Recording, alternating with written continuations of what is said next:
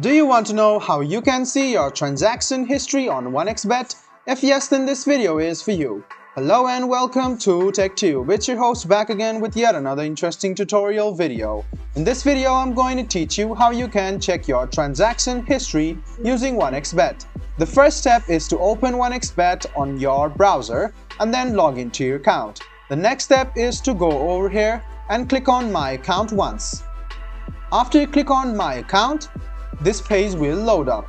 After this page loads up, you can see on the left hand side transaction history. Go ahead and click on it and you can see your pay history over here about your main account and your virtual account. As I've not made any purchase or any transactions, it is not shown over here.